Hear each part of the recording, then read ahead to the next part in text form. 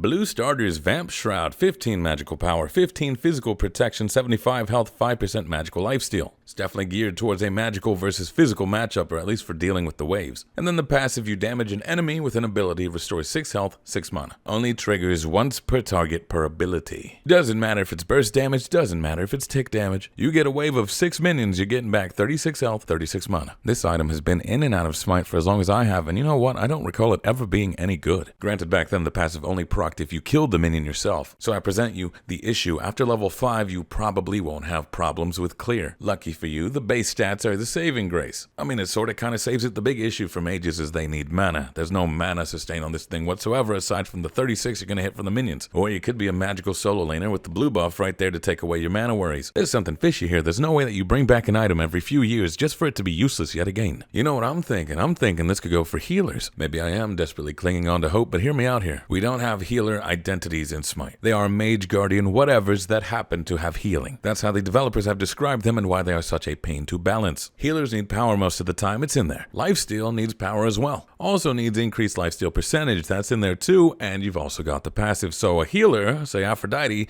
has 3 instances of sustain coming from this one item. Then you go into your power booties at level 5, more lifesteal, more power. Oh my goodness, maybe I'm just reaching. 4 out of 10 as a starter. Then at level 20, it can turn into a blood-soaked shroud. And that, my friend, has 75 magical power, 40 physical protections, 200 health, 15% magical lifesteal. Passive, you hit somebody with an ability, it restores 12 health, 6 mana, and provides a stack of 1% magical lifesteal. And that can stack forever. Too bad there's a lifesteal cap. Maybe it's to overcome anti-heal? That's kind of funny. This is a brawling item through and through. If damage ever slows down, this is gonna push itself to the forefront, kinda sorta, because on paper, it's goofy. And in practice, it's impractical.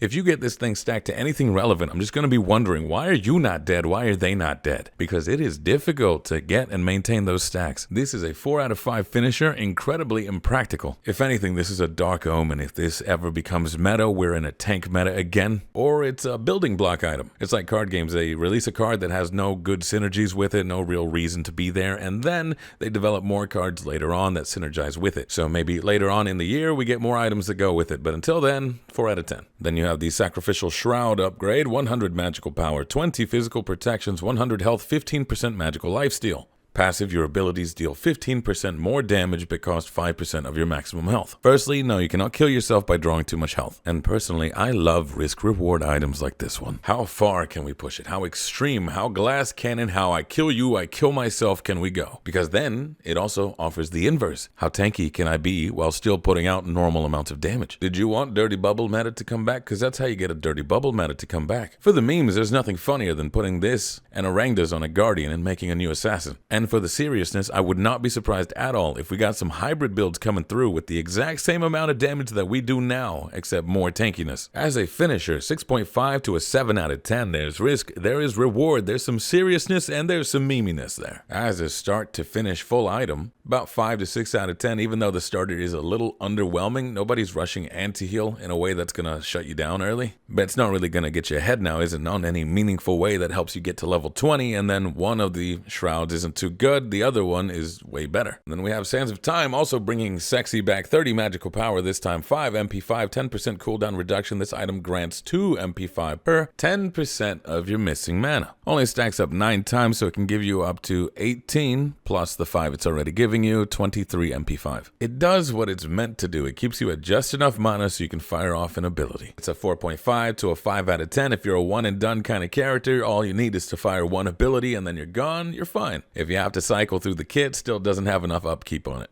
Of Ages, 90 magical power, 20 MP5, 20% cooldown reduction. This item grants 4 MP5 per 10% of your missing mana. This item grants 10 magical power per 10% of your available mana. So this is Sands of Time, but it ate all its fruit and veg. It grew up to be a big strong lad. At full mana, it's an extra 100 power.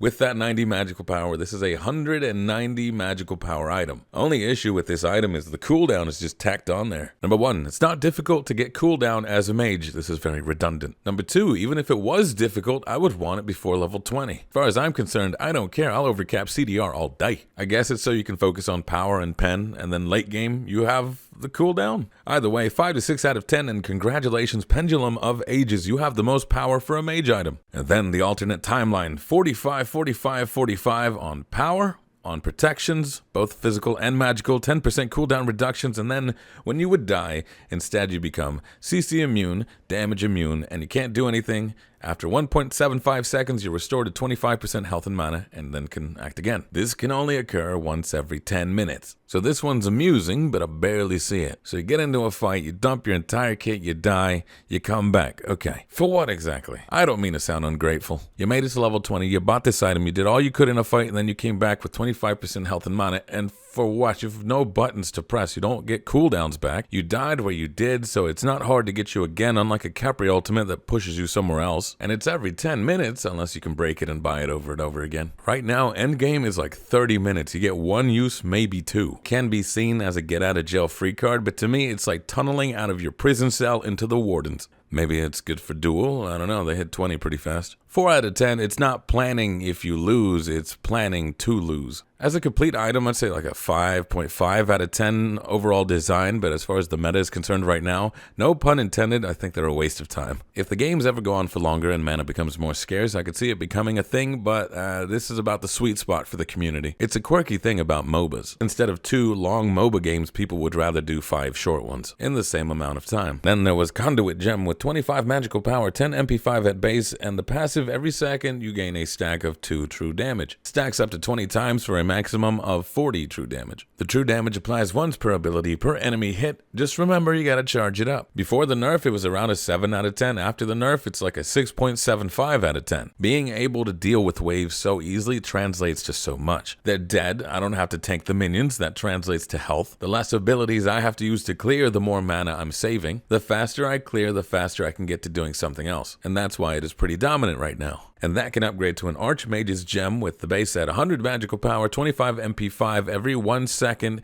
you gain an additional 2% of your magical power in damage to your next damaging ability, can stack up to 20 times. So you can deal an extra 40% of your magical power. So it's like Polynomicon, but for abilities instead of basic attacks. And it is not true damage. The starter is true damage, this is not. And this alone is why you're seeing so much Nuwa. Dumping near unavoidable damage every few seconds in the late game is spicy, solid, about a 6 to 7 out of 10. I don't know if it needs to be tweaked some more or if it's overall items, but very strong and it's overshadowing other items. And then you have the Gem of Focus, 90 magical power, 150 health, 15 MP5 every time you cast an ability that costs mana.